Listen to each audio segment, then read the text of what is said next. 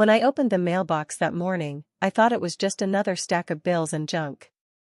But instead, I found a letter that made my hands tremble, my heart sink, and my entire world shift in a heartbeat. It was a notice from the county clerk. My father's estate had been officially transferred, entirely to my stepsister's name.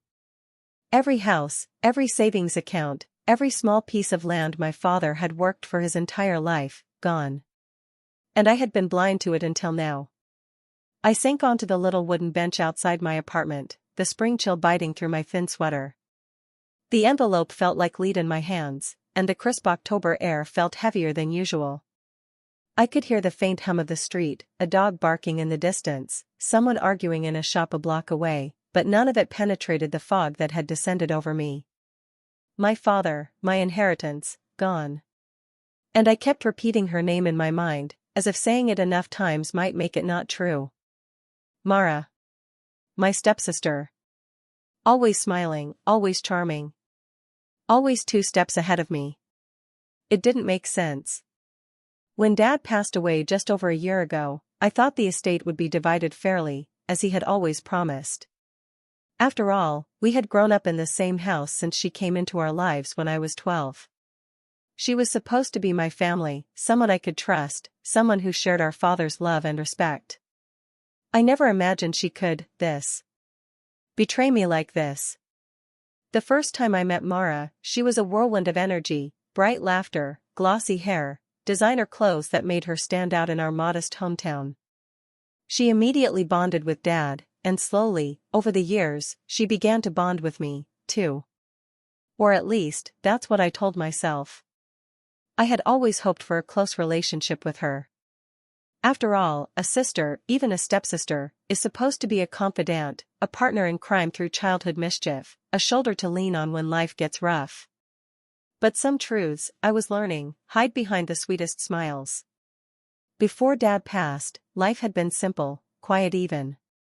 I worked at the local library, which smelled faintly of old paper, polished wood, and sun-warmed dust. I liked it that way. The silence, the rustle of pages, the occasional whispers of students searching for a book, they grounded me. Dad's house was a few blocks away, an old Victorian with peeling white paint and a garden overgrown with wildflowers. Dad tended the garden himself. He said the smell of earth soothed him after long days at the law firm. Those evenings, I would sit in the living room, listening to him play his old piano, the notes wavering softly in the dusky light, the scent of his tobacco pipe lingering in the air. Life wasn't perfect, but it had rhythm. Mara lived elsewhere, a city away, but she visited often. At first, I welcomed her. We'd bake cookies together, sharing laughter and stories over flour-dusted countertops. She was clever, sometimes a little manipulative, but charming enough that I brushed it off as harmless quirks. Dad adored her, which only cemented my trust. I never considered she might have other intentions. When Dad became ill, things shifted. He wasn't the same spry man anymore, and the house felt emptier than usual.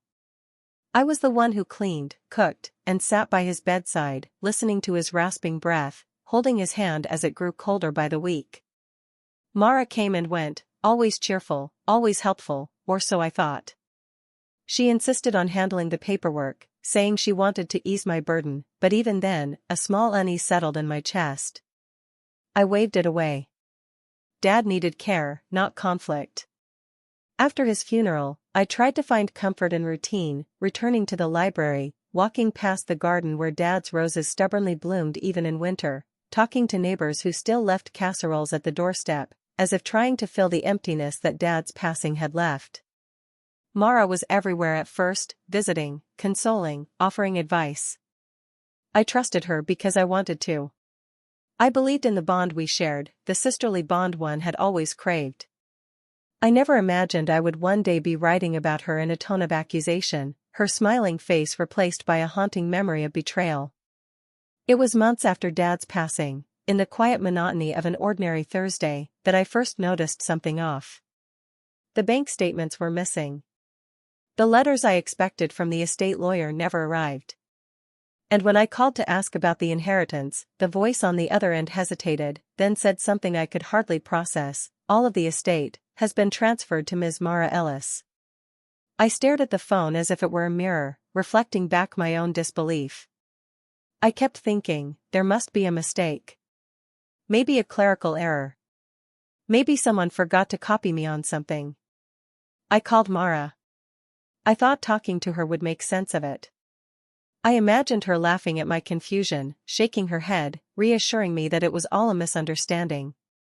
But her voice was calm, too calm, smooth like a glass of water without bubbles.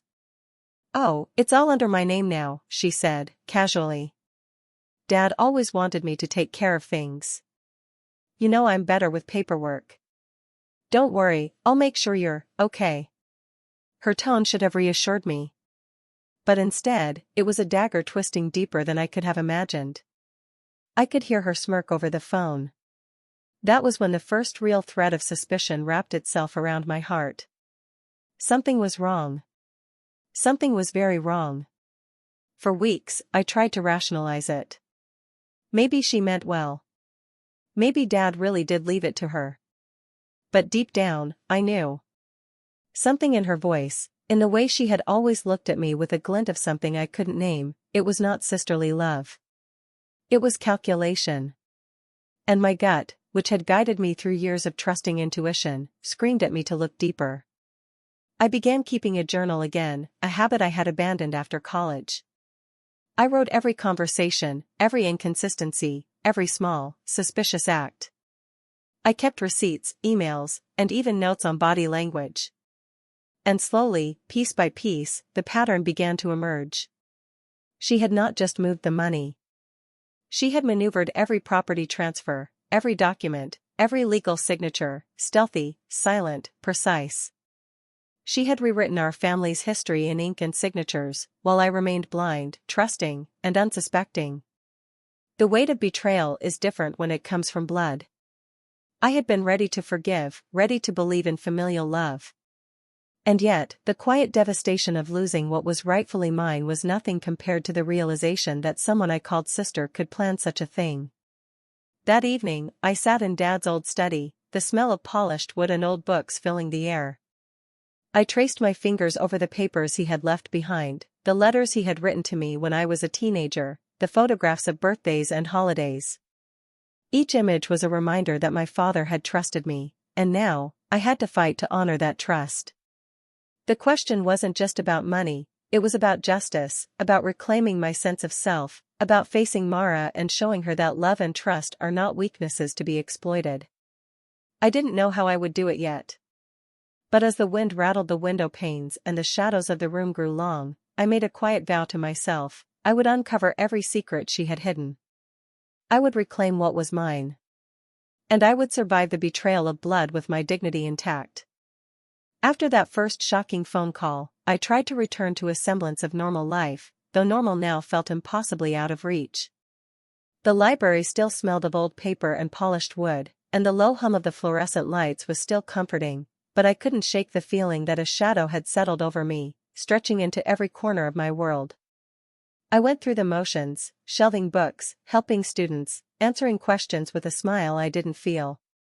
But every time I closed my eyes, I saw the ledger of Dad's estate, the signatures, and Mara's calm, calculating face. At home, the apartment felt smaller than it had before. I would sit on the couch, staring at the peeling paint on the walls, listening to the ticking of the clock, feeling the weight of silence pressing down. I tried calling Mara again, this time to ask about her plans. But every conversation left me unsettled. "Don't worry," she said each time, her voice so smooth it almost sounded like a lullaby. "I'll take care of it. You just focus on yourself. Don't stress." And I wanted to believe her. I wanted to trust her. But a small, nagging voice inside me whispered, "This isn't right." Weeks passed, and the first subtle clues began to appear. It started with small inconsistencies in the way she spoke about Dad's wishes. "Dad always said he wanted me to manage things," she told me one afternoon, over coffee in her bright, airy kitchen. "I know it must feel sudden, but really, I'm doing what he wanted." I noticed the way her fingers drummed on the table, the slight smirk when she said sudden, and the way her eyes flicked toward the locked cabinet in the corner. There was something hidden there. Something she wasn't telling me. I forced myself to nod, to smile politely, but my gut twisted in knots. Then came the paperwork. I asked if I could see copies of the documents she had submitted for the property transfers. She hesitated. That's all it took for suspicion to bloom into certainty. "Oh, they're just formalities," she said, brushing it off. "No need for you to get involved. Really, you'll just worry yourself." I nodded, though my stomach churned. Something about the way she said it, so casually, so dismissively, set off alarm bells. She wasn't protecting me.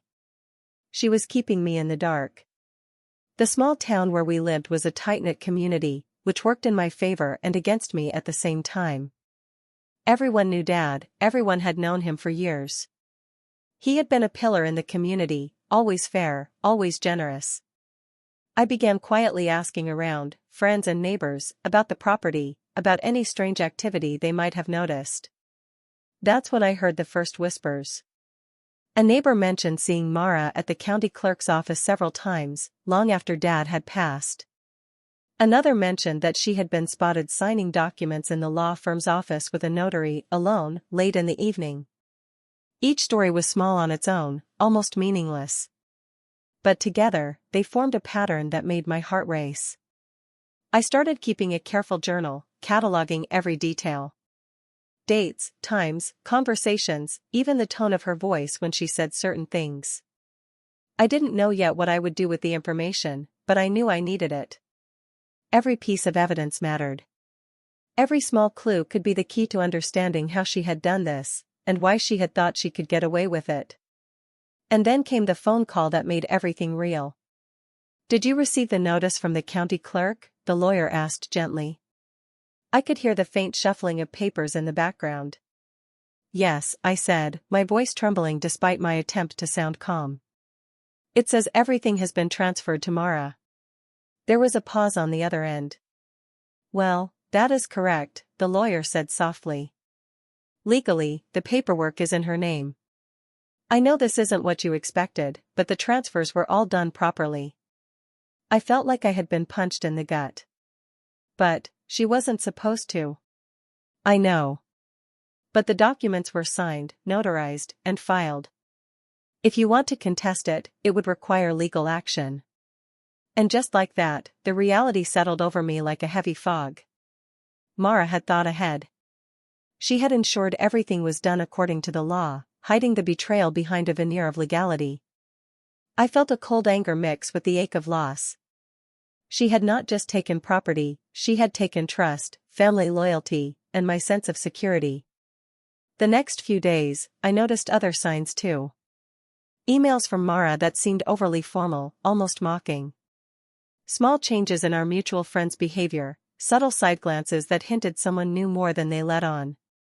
I realized the betrayal was not just mine, it was public in ways I hadn't understood yet. And the thought of people watching Mara succeed while I remained in the shadows filled me with a deep, simmering frustration. I began going through Dad's old papers, receipts, and letters more meticulously than ever before. I looked for anything that might reveal her hand in these transfers, anything that could give me leverage. And slowly, I began to see a pattern. She had positioned herself carefully, learning every loophole, exploiting every small weakness in the estate planning. Everything she did was precise, calculated, and chillingly effective. It was at that point that I realized I couldn't wait for justice to come on its own. I couldn't hope that someone else would notice, that the law would automatically protect me. I had to act. I had to think carefully, plan methodically, and reclaim what was mine, not just for myself, but for Dad, who had always believed in fairness and integrity. That evening, I sat alone in Dad's study again, the smell of old books and the faint trace of his pipe smoke still lingering in the air. The sun had dipped below the horizon, casting long shadows that crept across the floor. I felt the first true fire of determination rise in my chest. Mara may have been clever, but I was determined. And I would find a way, not through anger alone, but through careful, deliberate action. I didn't know exactly how yet. I didn't know what steps I would need to take. But one thing was clear, I would not let her win. not without a fight. And the first step would be watching her closely, noticing every detail, following every lead. If she had planned this carefully, I would plan my response even more carefully. It happened on a rainy Thursday afternoon. I remember because the sky had been slate gray all day, and the sound of raindrops against the window was almost hypnotic. I was sitting at my kitchen table, flipping through Dad's old ledgers and letters for what felt like the 100th time, when a tiny, folded piece of paper fell out from between the pages. My fingers shook as I picked it up. It was a receipt, dated 2 weeks after Dad had passed, from the notary office in town. It bore Mara's name and signature. Something in my chest tightened. I read the paper over and over. It was undeniable. She hadn't just handled the paperwork for convenience. She had done this deliberately, quietly, moving every bit of Dad's property into her name. I could feel my stomach drop, the familiar pang of betrayal twisting inside me.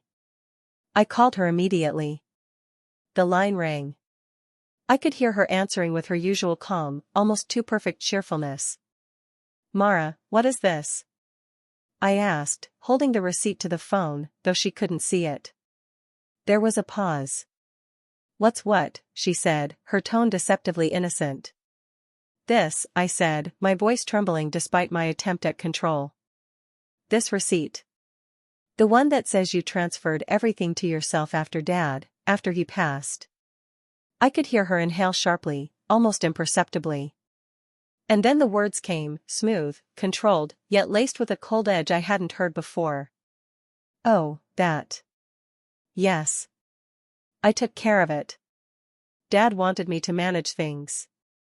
I didn't want you worrying about money, you know. You have other things to focus on." I laughed, though it was more a bitter sound than humor. "Other things? Other things? Mara, this is our father's life. His work. His home. How could you?" "I did what had to be done," she interrupted, her voice firm now. "I made sure everything was in order. You should be grateful I kept it from chaos." Grateful. The word echoed in my mind, sharp as a knife. I felt something inside me snap, a mixture of anger, heartbreak, and disbelief. This wasn't just a mistake. This wasn't just carelessness.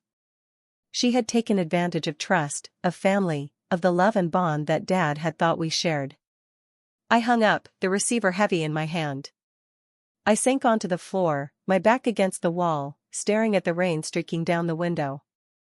The betrayal wasn't just financial, it was personal. Mara had stolen my father's love, my inheritance, and my peace of mind. She had rewritten the narrative of our family, and I had been blind until that moment. I spent the night pacing the apartment, reviewing every interaction I'd had with her since Dad's death. Every smile, every casual reassurance, every insistence that I didn't need to worry, now, they all carried a new weight. I could see it clearly, Mara had been planning this for months, if not years, waiting for the perfect moment. And I had trusted her. I had let her in. The next morning, I went back to Dad's house. It felt colder than I remembered, the garden overgrown, the furniture draped in sheets. I walked into his study, ran my fingers over the worn leather chair where he used to sit, and thought about all the conversations we had had. About honesty, about integrity, about family. He had always told me that a family isn't just blood, it's trust, loyalty, and shared history. Mara had shattered all of that. I knew I couldn't ignore it any longer. I had to see the documents, the transfers, the legal filings, everything she had done. I went to the county clerk's office, a place I had visited dozens of times as a child when Dad had brought me along. The clerk looked at me curiously, and I explained that I needed to review all estate documents for my father. The clerk hesitated. "You're not on the paperwork," she said gently. "The estate has already been transferred to your stepsister." I felt the familiar cold dread rise again, but I steadied myself. "I understand. But I need to see everything she filed. I need copies of the transfers, signatures, the notary records, everything." As I pored over the documents, my heart sank further. Every piece of property, every bank account, every small plot of land had been quietly moved into Mara's name. And she had done it legally. There was no immediate way to reverse it without a court challenge. When I left the clerk's office, clutching a thick folder of papers, the sky had darkened further, rain pelting harder against the windshield. I could barely see through the sheets of water, but that didn't matter. I felt a burning resolve inside me. This wasn't over. I wouldn't let her walk away with what was rightfully mine. Not Dad's money, not Dad's property, not his legacy. That evening, I confronted her again. I went to her apartment, folder in hand, and demanded she talk. The moment she opened the door, I saw the faint flicker of surprise in her eyes, quickly replaced by her usual calm mask. "I know what you did," I said, my voice steady, though my chest felt tight. "I have the receipts. The transfers. Every single piece of Dad's estate is in your name, and I know you did this on purpose." Mara smiled, faint and sharp.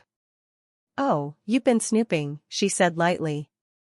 "I didn't want to hurt you, really. I just handled things. Dad trusted me. You should too." "Handled things?" I repeated, my voice rising slightly.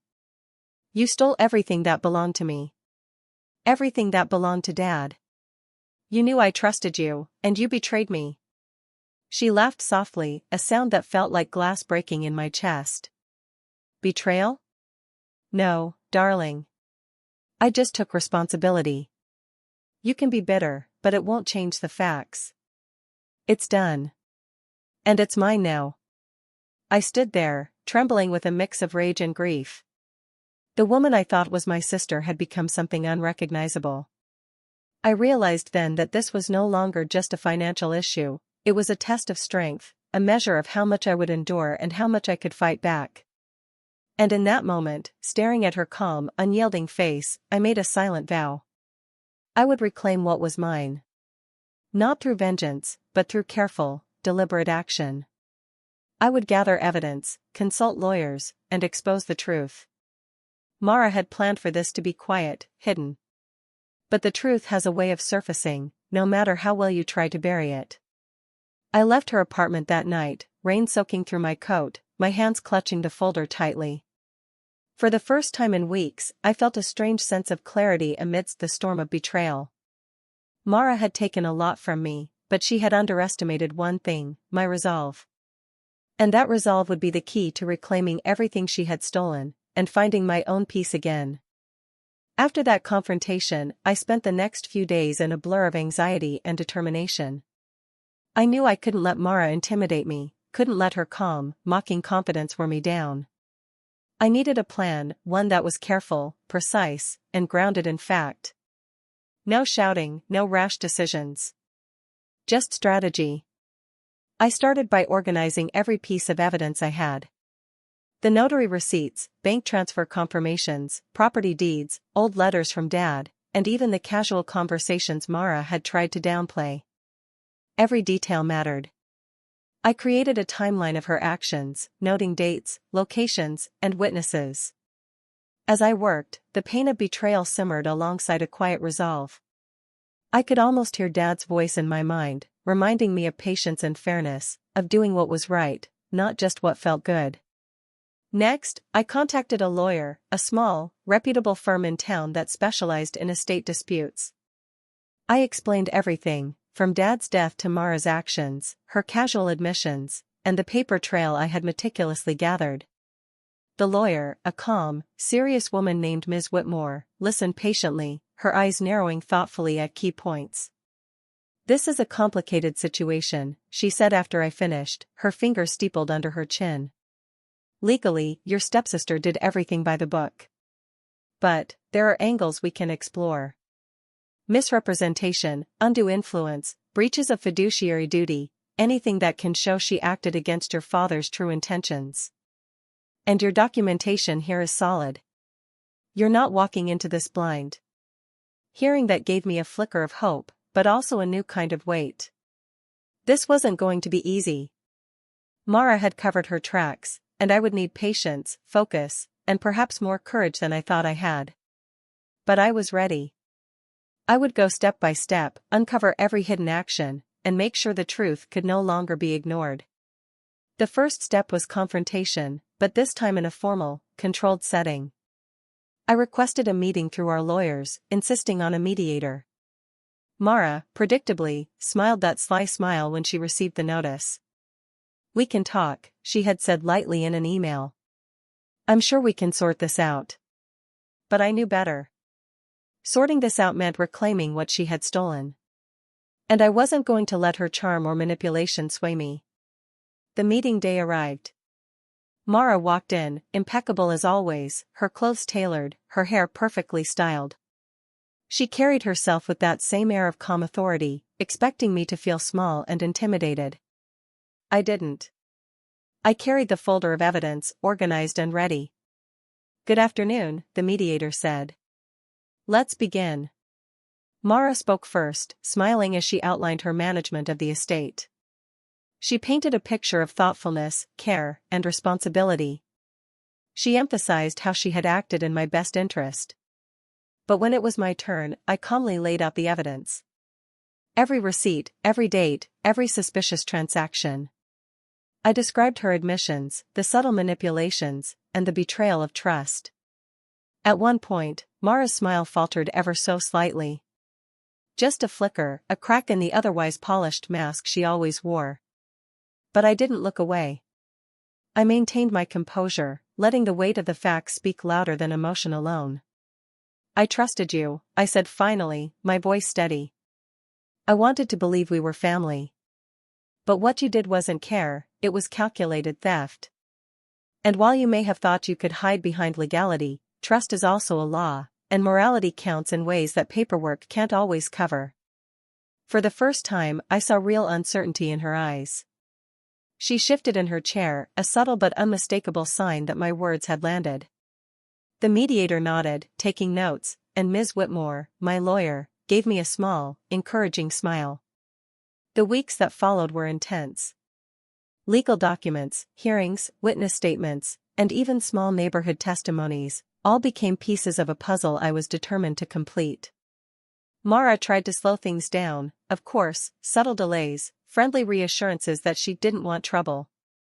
But each time, I reminded myself that patience and persistence would win over charm and deception. Emotionally, it was exhausting. There were nights I cried alone, the quiet of my apartment filled with the sound of raindrops tapping against the window, echoing the rhythm of my pounding heart. I questioned my own judgment, wondering if I had misread anything, if I had somehow overreacted. But every time, I returned to the folder, to the timeline, to the evidence. It was undeniable. I had been wronged, and I had the means to prove it. I also began confiding in a few trusted friends, sharing only the parts that were necessary. Their support was invaluable. Just hearing someone say, "You're right. You're doing the right thing," reminded me I wasn't alone in this fight. One afternoon, I discovered a small but crucial detail, a notarized document that Mara had signed weeks after Dad's passing, in which she claimed to have had full authority to handle all property transfers. But hidden in the fine print, in a clause almost anyone would overlook, was a signature that was forged, a fact only a handwriting expert could confirm. This discovery was a turning point. My hands shook as I held the papers, the storm inside me mixing relief with renewed anger. She had thought she could hide behind paperwork, but even the most careful deception leaves a trace. And I had found it. From there, the legal battle gained momentum. Letters went out, formal complaints filed, experts consulted. Mara could no longer claim innocence, the evidence was mounting, and with each new piece of proof, my confidence grew. But more importantly, I realized something crucial: this wasn't just about the inheritance anymore. It was about asserting my right to stand firm against betrayal.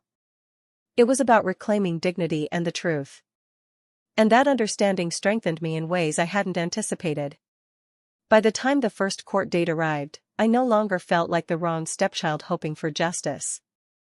I felt like someone who had been underestimated and ignored, someone ready to stand her ground and face betrayal with resolve, intelligence, and grace. And that, I knew, was the first real step toward reclaiming not just what was mine, but my sense of self. The first time I saw Mara's carefully constructed world begin to crumble, it was almost imperceptible. A quiet shift in the air, a subtle hesitation in her smile, a slight tremor in the tone she used when speaking to family and friends. The court proceedings had begun to attract attention, not because of gossip, but because the story itself carried a weight that resonated with people. Betrayal within a family, the theft of a father's legacy, it wasn't just about money. It was about trust, morality, and the invisible rules that hold families together. Word traveled quickly through our small town. Friends, neighbors, even casual acquaintances began to approach me cautiously, offering support and sharing what they knew. Some were surprised I had waited this long, others whispered of Mara's ambition and charm, admitting they had been wary of her all along. Every story, every shared memory, strengthened my case, not just legally, but morally. I remember walking down Main Street one afternoon, carrying my folder of evidence to meet my lawyer, when Mrs. Langley, a neighbor of Dad's, stopped me. Her hands were trembling slightly as she clutched her handbag. I didn't know what to say before, she admitted, her voice low. But I saw Mara at the county office that day. She wasn't just handling things, she was taking control, and she did it quietly, behind everyone's back. I'm so sorry you had to go through this alone. Her words carried a strange mixture of sympathy and validation, a recognition that I had been wronged but also that I had the courage to act. It wasn't enough to mend the hurt, but it was a reminder that the truth had weight beyond the courtroom walls. The court hearings themselves were tense. Mara arrived each day looking impeccable, her usual confidence intact, but cracks were beginning to show. The first time a witness testified about seeing her sign documents without my knowledge, she faltered. Her carefully rehearsed explanations sounded thin, almost rehearsed, and for the first time, she couldn't fully control the narrative. When the handwriting expert testified, pointing out the forged signature in one of the most critical documents, the room shifted. Mara's lips pressed into a thin line, her eyes darting around, searching for some lifeline that didn't exist. Even her lawyer leaned forward, a subtle sign of concern that only someone paying close attention would notice. Outside the courthouse, the community began to respond in quiet but meaningful ways. I would run into neighbors who had once waved politely at Mara, now offering a small, knowing nod to me. Friends I hadn't expected to weigh in shared stories, quietly testifying to Mara's manipulations. The reality of her actions was no longer hidden behind charm or social polish. Social consequences began to ripple beyond our town. Friends who had once admired her cleverness now whispered about her deceit. Even distant family members reached out, shocked by the story's reach. It was surreal to see the woman who had always seemed untouchable, her smiles, her poise, her perfectly curated life, start to falter in the face of the truth. Mara herself reacted in predictable yet telling ways. She tried charm, attempted negotiation, even subtle attempts to paint herself as misunderstood or caring. But each effort was met with documentation, with facts, with the undeniable proof that her actions had been deliberate. The veneer she had maintained for so long was slowly cracking, and the public perception, once firmly in her favor, began to shift. I remember a particular moment that crystallized everything. We were at a mediation session, a small room with neutral walls, sunlight streaming through the blinds. Mara tried, as she often did, to speak softly, to frame herself as thoughtful and benevolent. "I just wanted to keep things simple for you," she said, her voice strained. "You didn't have to worry about a thing." I looked at her, holding my folder tightly, and said, "Simple? You call stealing Dad's life simple?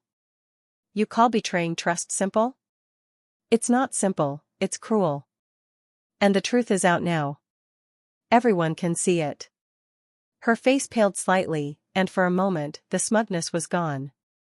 She realized that her actions were no longer hidden, no longer protected by silence or charm. People could see the real her. And when the mediator nodded toward me, acknowledging the thoroughness of my evidence, the finality of that recognition sank in. Even in the courtroom hallways, the whispers followed her.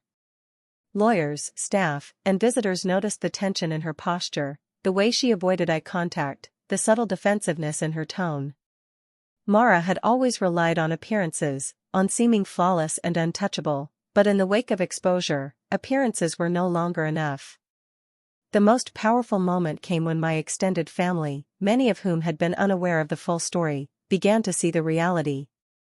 Relatives I had thought would stay neutral, or perhaps side with Mara out of politeness, openly expressed support. Some reached out with apologies, acknowledging they had underestimated the situation. Others admitted that they had noticed inconsistencies but hadn't spoken up, fearing confrontation. Their voices, quiet and steady, added a layer of validation that no legal document alone could provide. By the end of the first month of proceedings, it was clear that the tide was turning. Mara's social influence, which had seemed so formidable, was waning. She was still legally in control of the estate, but the court of public opinion had already delivered its judgment. People no longer saw her as the clever, charming stepsister, they saw the betrayal, the manipulation, and the cold precision behind her actions. For me, witnessing this shift was bittersweet. I hadn't set out to publicly shame her, I had set out to reclaim what was mine and to honor my father's memory. But seeing Mara face the moral and social consequences of her actions, seeing the world start to recognize the truth, was affirming. It was proof that justice, even outside the courtroom, has a way of emerging when courage meets persistence. And through it all, I felt a strange sense of relief. Not from triumph alone, but from clarity. The betrayal that had once felt insurmountable was now being addressed on multiple levels, legally, socially, morally. I wasn't alone, and the truth could no longer be ignored. The day the court finally ruled in my favor, the rain had stopped, and the sun broke through the clouds in long, warm rays. I remember standing outside the courthouse, taking a deep breath, feeling the weight that had been pressing down on me for months begin to lift. It wasn't just the victory in the legal sense, it was the reclaiming of trust, the reclaiming of Dad's legacy, and, most importantly, the reclaiming of my own peace of mind. Mara sat across the room, quiet now, her usual confidence gone. She had lost the court battle, but more than that, the support of those around her had shifted permanently. Justice, I realized, is not just about law, it is also about truth, recognition, and moral accountability. Seeing her subdued, her plans dismantled, was bittersweet. I did not feel joy in her suffering, I felt closure. Returning to Dad's house afterward was like stepping into a space that had been waiting for me. The garden was overgrown, the scent of wet earth rising in the warm air. I walked through each room slowly, tracing my fingers along the surfaces, touching the piano Dad had once played, inhaling the faint smell of his old pipe lingering in the study. For the first time in over a year, I felt a sense of belonging again. The house was more than property, it was memory, love, and history. And it was mine to honor. In the weeks that followed, I began the process of restoring balance in life. I repaired small things first, the creaky doors, the leaky faucets, the overgrown garden. Each act felt symbolic, like reclaiming not just the physical space but the emotional space that Mara's betrayal had tried to occupy. I invited friends over to help with the renovations, sharing laughter and stories, and slowly, the house began to feel alive again. Emotionally, I had to work just as hard as I did with the physical restoration. I attended therapy sessions, talking through the betrayal, the grief, and the anger that had threatened to consume me. I realized that healing wasn't about forgetting or pretending the pain didn't exist, it was about acknowledging it, understanding it, and moving forward with dignity. I also reached out to family members with whom I had lost touch, sharing the story openly, cautiously, but with honesty. Some were surprised, some hurt, but most expressed relief that the truth had emerged. They told me they admired my perseverance, my courage in the face of deception. Their support, gentle and genuine, reinforced the lesson I had learned: even when betrayal comes from within the family, integrity and patience can rebuild trust. Interestingly, Mara herself faded from my daily life. She moved away, leaving the house and estate behind. There were no confrontations, no dramatic apologies, no further manipulations. She had lost the battle, both legally and socially, and I realized I had no need to seek further vengeance. Her absence became a quiet acknowledgement that I had reclaimed not just material possessions but the moral high ground, and that was enough. I also started new routines, small rituals that helped me honor Dad's memory while moving forward. Mornings began with a walk through the garden, coffee in hand, listening to the soft chirp of birds and the rustle of leaves in the wind. Afternoons were spent cataloging Dad's personal archives, organizing old letters, photographs, and mementos, reflecting on his lessons about integrity and family. These quiet moments grounded me in a way I had not expected. One afternoon, while tending to the roses Dad had planted years ago, I felt a hand on my shoulder. It was my lawyer, Ms. Whitmore, smiling warmly. "You've done more than reclaim what was yours," she said softly. "You've shown strength, resilience, and grace. Your father would be proud." I smiled, feeling a mix of sadness and relief. "It wasn't just about winning," I said. "It was about honoring him, and myself." And that was the truth I carried forward. Life, I realized, doesn't always hand us justice neatly. Sometimes, it comes slowly, in pieces, through persistence, patience, and a refusal to surrender to betrayal. But it does come, if we are willing to fight, not with rage, but with dignity, planning, and truth. Months later, the house had been restored, the garden blooming, and life felt lighter. I started volunteering at the library again, helping students and families, teaching them that stories, both of joy and of hardship, have lessons to impart. I spoke quietly, often reflecting on how trust and betrayal shape human experience, and how resilience grows in the soil of challenge. Most importantly, I had forgiven, not Mara, not entirely, but the idea that betrayal had the power to define me. I reclaimed my agency, my voice, and my life. And in that process, I found a strange kind of peace. It wasn't easy, and it wasn't immediate, but it was real. I often sit in Dad's study now, the sunlight streaming through the windows, dust motes floating in the golden light. I trace my fingers over the piano keys, letting the familiar notes fill the room. And in the quiet, I remember his words: "Family is about love, honesty, and integrity. Even when others fail, you must remain true to yourself." That lesson carried me through betrayal, legal battles, and heartbreak. And now, I carry it forward, every day, in every decision, in every moment of stillness. Life has a way of testing us, but it also has a way of restoring balance when we remain steadfast, moral, and brave. I realized, finally, that losing everything temporarily had given me something far greater, a deeper understanding of trust, resilience, and the kind of strength that can only come from facing betrayal head-on, and surviving it with grace. As I sit here in Dad's study, the afternoon sunlight spilling across the worn wooden desk, I often think about how life can change in the blink of an eye. One moment, you're trusting someone you consider family, believing in love, loyalty, and shared history.